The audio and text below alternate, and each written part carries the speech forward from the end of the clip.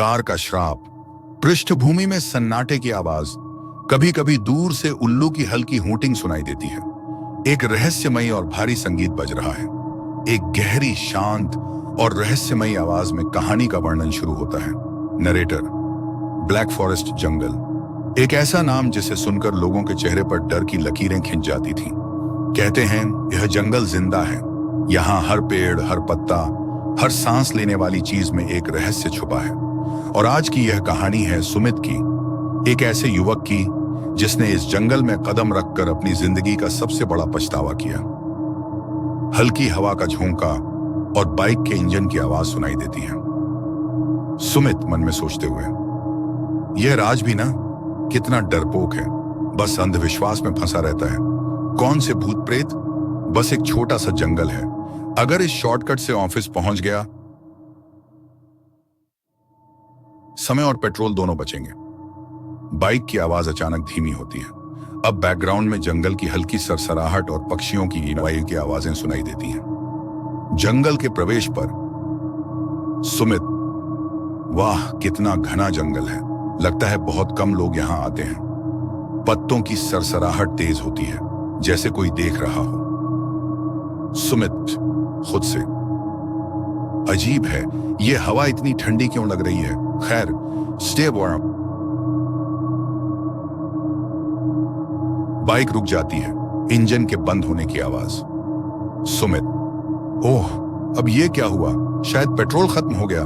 वाह सुमित, आज तो दिन ही खराब है।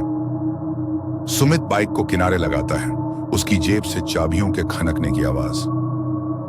चारों ओर अजीब सन्नाटा है। कदमों की आवाज सुनाई देती है, लेकिन यह अकेले सुमित के कदमों की आवाज नहीं है।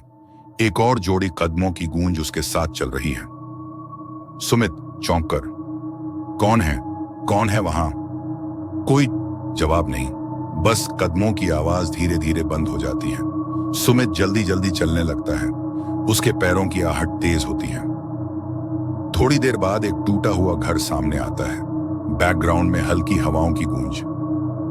सुमित खुद से, शायद यहां कोई हो, मदद मांगता हूं। दरवाजे को खोलने की आवाज। दरवाजा कराहते हुए खुलता है। अंदर घुप अंधेरा है। सुमित अपनी टॉर्च ऑन करता है। टॉर्च की रोशनी में दीवारों पर अजीब निशान दिखते हैं। सुमित धीरे से, यह क्या है? जैसे खून के निशान हो। ये सब यहां कैसे आए? ऊपर से अचानक फर्श के चरमराने की आवाज आती है। सुमित डरते हुए चिल्लाता है, कौन है ऊपर? कोई जवाब नहीं, बस धीमी धीमी गुनगुनाहट की आवाज आती है। सुमित सीढ़ियों की तरफ बढ़ता है। हर कदम पर सीढ़ियां चरमराती हैं, गुनगुनाहट तेज होती जाती है। सुमित, यह गाना, यह तो मैं सुन चुका हूं, यह मेरी मां गाया करती थी, लेकिन यहां कैसे? वह ऊपर पहुंचता है। कमरे के बीचों बीच एक कुर्सी पर कोई बैठा हुआ है, उसका चेहरा नीचे झुका हुआ है। सुमित टॉर्च की रोशनी उस पर डालता है। सुमित कांपते हुए, तुम कौन हो? कुर्सी पर बैठा व्यक्ति धीरे धीरे सिर उठाता है। उसकी आंखें सफेद हैं, होंठों पर एक डरावनी मुस्कान है। व्यक्ति, तुम आ गए। सुमित, तुम्हें आने में देर क्यों लगी? सुमित हैरानी से, तुम मुझे कैसे जानते हो? व्यक्ति धीरे से हंसते हुए, भूल गए, मुझे मारकर भाग गए थे, आज तुम्हारी बारी है। कमरा अचानक ठंडा हो जाता है। दीवारों पर हाथों के निशान उभरने लगते हैं। कमरे में सुमित की अपनी ही चीखें गूंजने लगती हैं।